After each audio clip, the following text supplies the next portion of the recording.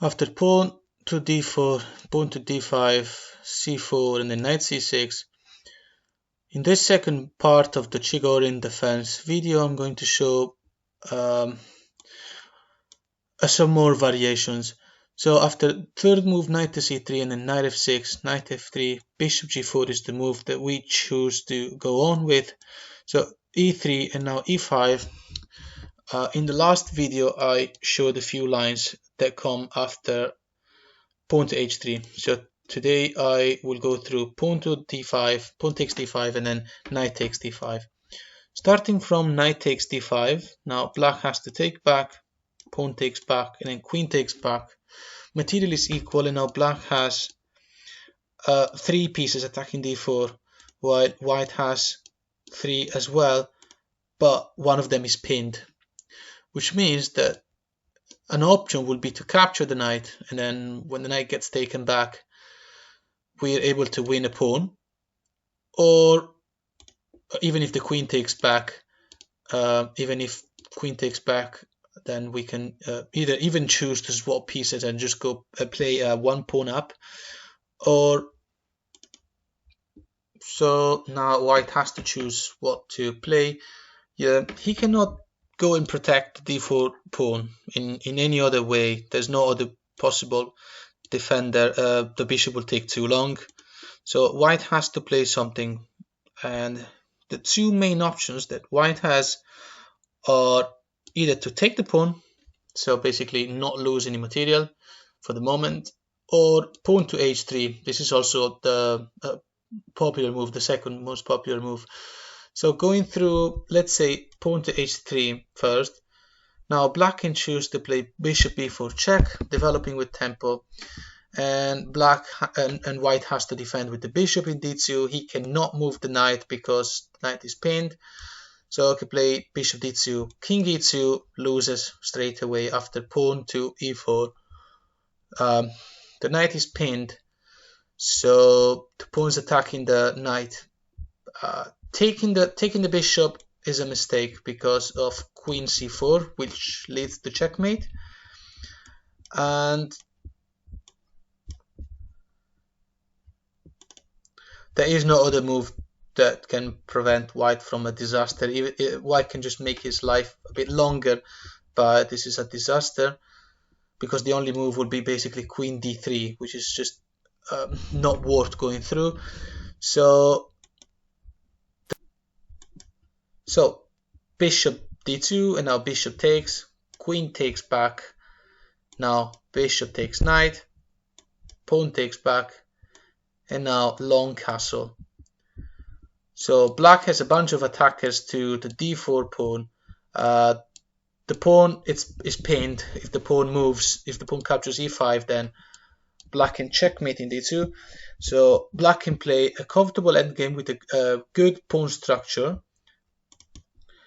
and a pawn that is about to gain, no matter what white does. I think white can just play rook to d1, but that still gives black a pawn after a few swaps. Now, going back, if white doesn't play pawn to h3 and plays pawn takes pawn, for instance, in order not to lose material at the moment, black swaps queens, queen takes queen, king takes back, and now black can go on with development. So he castles with tempo. This is check, and now white has to play careful. Basically, the best move for the white player here is king to e2. Now, if he plays king to e1, the best move for the black player is knight to b4, threaten the c2 square, and the king cannot go anywhere on the d file to protect it, and bishop in d3 doesn't work because the square is very well protected. So white can maybe play something like rook b1, but then bishop f5 attacks the rook. And if white tries something like knight d2 to go and lose a bit less material, by defending the rook, then rook can just take the knight, and now white has a massive advantage. So this forces white to play king e2 anyway. So going back, now after the check, white's best move is king e2. Now black just recaptures, and the idea is to take the knight. So now there's two attackers on the knight, there's two defenders as well, but white will also have to develop his pieces at some point, so he can't use his bishop in f1, and g3 is not a good move because there's a free knight and a free rook. So white will have to get rid of this bishop because it's pinning the knight and the king can't go anywhere else. So h3, and now bishop takes, pawn takes, then knight d3 to attack the bishop, and the pawn impedes you, so the bishop can't really move without losing a pawn. And then eventually this is just a good endgame for the black player. The black players can play with a better pawn structure, and black can also choose. I know a good option would be, for instance, to take the bishop in c1 so that white doesn't get to play with the bishop pair.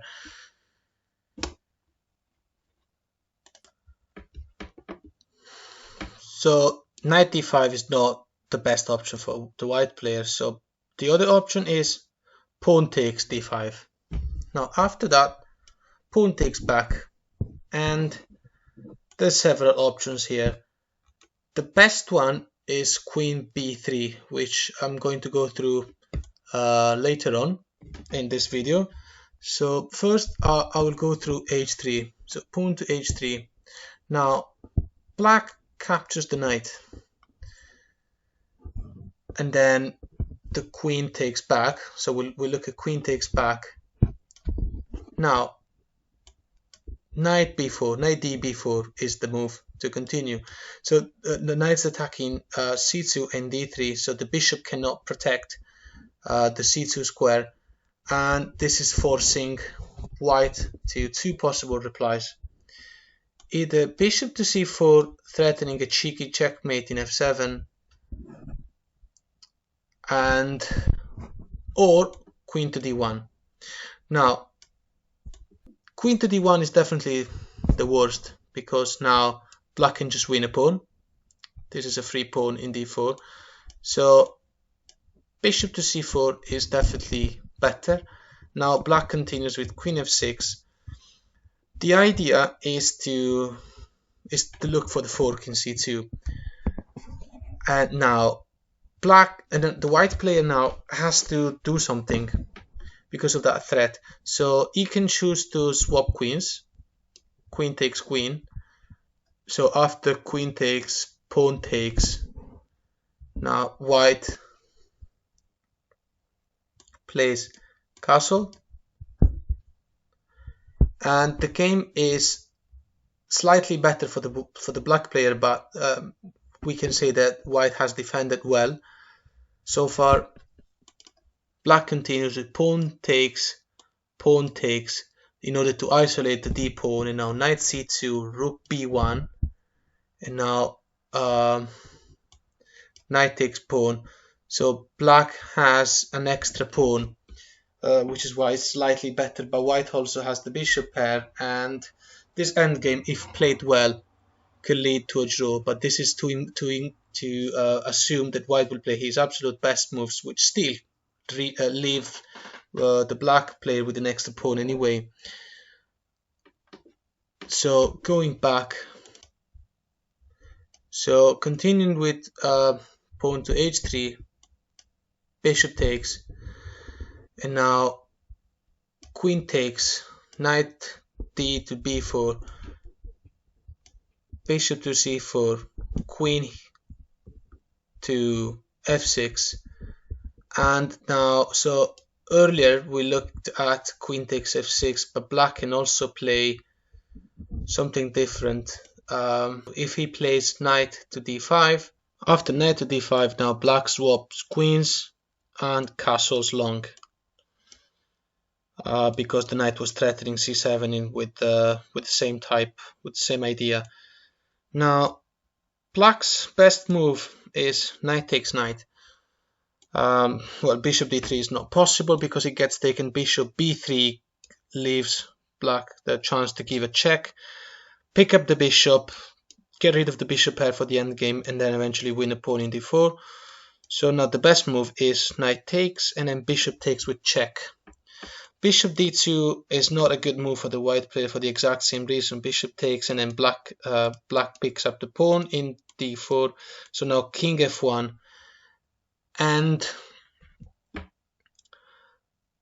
black continues in this endgame, trying to exploit the weaknesses of the double isolated pawn of the opponent and playing an endgame in which he has a good advantage. Another variation is after c takes d5 and knight takes d5, white can play pawn takes e5. This isn't good. It's a mistake. Black can now take the knight, and there's got a double pawn and then an isolated pawn in the c file. Definitely the best move now for the white player is to take the queen.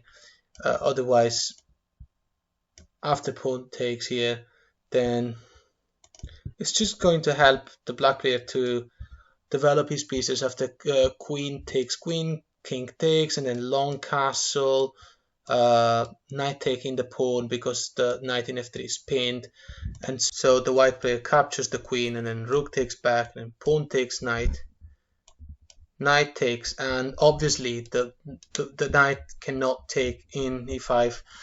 It would be a very silly way to lose because rook d1 gives checkmate. Now the best move for the white player in order not to lose this pawn in f3 is knight to d4. After knight to d4, black continues with c5, and black continues to play an endgame where he has a better pawn structure and better development. So black gets to play a comfortable endgame. One more variation about the c takes d5 is one that is also wrong. Just like pawn takes e5, there's another option, e4. Now black continues in the same way, knight takes knight, pawn takes back, and black pawn takes.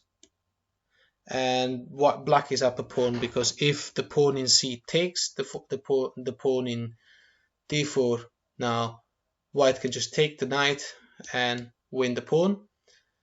And if he doesn't take, then white can just take back. If pawn pushes to c4, then black is still up a pawn, and he can just continue playing, just developing pieces. Now the best move for the white player after c takes d5, knight takes d5 is queen b3, as I mentioned at the beginning of the video.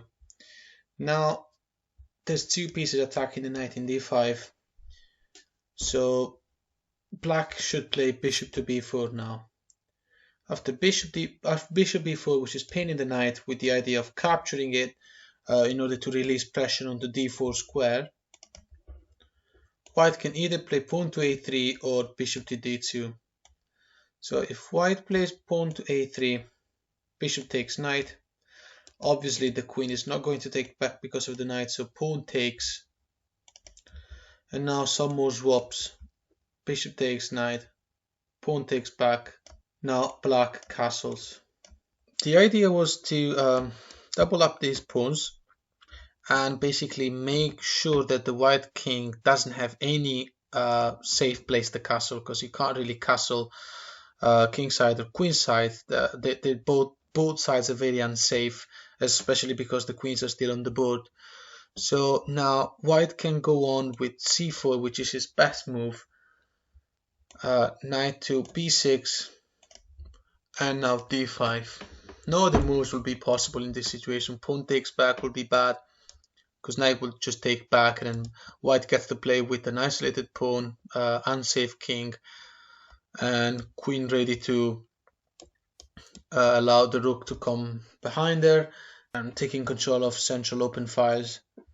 So d5 and knight e7, and now bishop b2, queen b6. This is just black playing and white playing the best possible moves. The endgame that starts right now will see black playing with a better pawn structure and a safer king, although assuming that white will play only his best moves like he did in this game so far, the game will be just a slightly advantage for the black player, therefore still a drawish situation in case white plays perfectly. The other option instead of a3 was bishop to d2, and now bishop still takes the knight and bishop takes back. Again, the same stuff. Bishop takes f3, pawn takes. So after these swaps, black takes the pawn, and here black could play bishop takes, the knight takes, and then pawn takes back, and then white is going to have two isolated double pawns, no more bishop pair. Therefore, a better endgame for the black player. So white can either play that move, bishop takes, which is definitely bad, or pawn takes. In that case, black just goes on with castling, and white's pawn structure is just really bad. And another option is queen takes b7, and now knight e5. So the queen is no longer capturing the knight in c6, knight e5, targeting a weak pawn with check, and white could try to speed up his development with bishop b5. So after bishop b5, now black plays king e7. Again, black is threatening to capture the pawn. There's double attack on the e3 square in case the bishop were to go to b4, then the knight will just take it. In case the bishop goes to d2, then the pawn will take the pawn in e3. So white can try to take the pawn. That's his best option according to engines as well. And now black continues with rook b8, queen a6.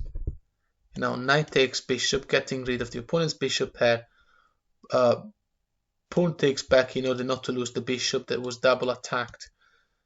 And now knight takes with check, king f1, now rook b6, and black plays a comfortable endgame. White can continue with queen a3 and then king f6. Black is ready to bring the rooks to the open file. He's got a well-placed knight, and the game is good for the black player. Although this is, again, just like the previous examples, to assume that white will play his absolute best moves, such as in the variation of queen b3. So white will have to be very well prepared against the Chigorin, which is really unlikely. So this could be a very useful weapon against lots of players that play the Queen's Gambit.